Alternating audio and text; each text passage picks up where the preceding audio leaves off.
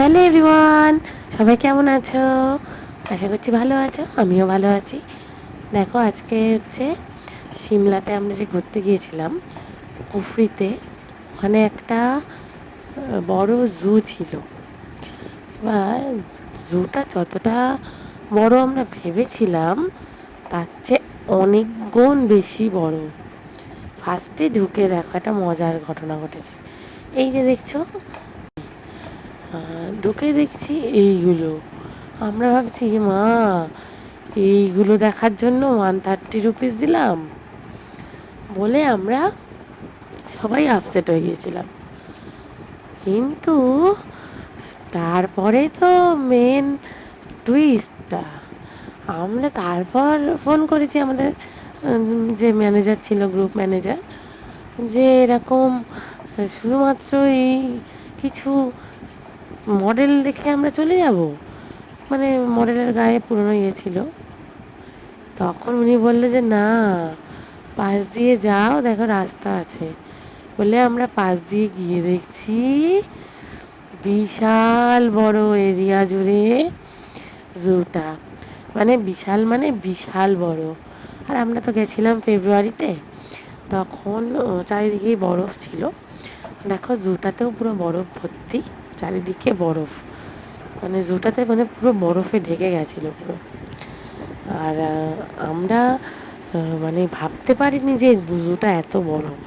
আমরা ওই জন্য না খেয়ে গিয়েছিলাম, মানে আমরা কুফরির যে রাইডগুলো চড়ে আর তারপর আমরা এই জুটাতে গেছিলাম। বলি যে কত বড় জু হবে, দেখে চলে আসবো আধ ঘন্টার মধ্যে, তারপর একেবারে আমরা লাঞ্চ করব। কিন্তু এত বড় তো বুঝতে পারিনি, মানে যেতেই টাইম লেগে গেছে হেঁটে হেঁটে লাস্ট অবধি, মানে জুয়ের ঢুকেছি যেখান থেকে, সেখান থেকে এক্সিট গেট অবধি বেরোতে আমাদের অনেকটা টাইম লেগে গেছে।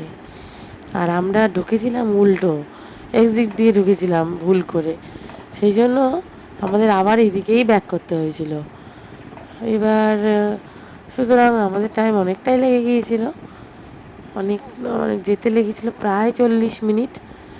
হেঁটে হেঁটে হেঁটে হেঁটে পুরোটা যেতে 40 মিনিট লেগেছে। আবার আসতে আসতে একটু তাড়াতাড়ি হয়ে গেছে, কারণ যাওয়ার সময় আমরা অ্যানিমেলগুলো দেখতে দেখতে যাচ্ছিলাম। ফার্স্টেই আমরা দেখতে পেয়েছি, দেখো ওখানকার নানা রকমের হরিণ, কৃষ্ণমৃগ, আরও অনেক কিছু, অনেক রকমের ধরনের হরিণ দেখতে পেয়েছিলাম। কিন্তু এত হাঁটতে হয়েছে পেটে খিদে নিয়ে। তার মধ্যে আমাদের গ্রুপে যারা ছিল তাদের একজনের বেবি ছিল অনেক ছোট, আর আমারও তো ছেলে ছিল, ছেলে আর কত বড়, তো খিদে পেয়েছে, হাঁটতে চাইছে না, কি অবস্থা। আমরা আসলে বুঝতেই পারিনি যে এতটা হাঁটতে হবে, এতটা বড় এরিয়া জুড়ে যে জুটা।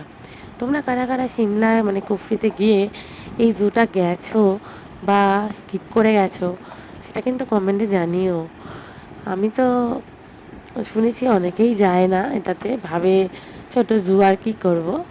দেখো ভাল্লুকটাকে দেখলে কি দারুণ, এটা ব্ল্যাক ভাল্লুক। আর এইখানটা যেটা দেখো, এই জায়গাটা হচ্ছে একটা হোয়াইট ভাল্লুক আছে।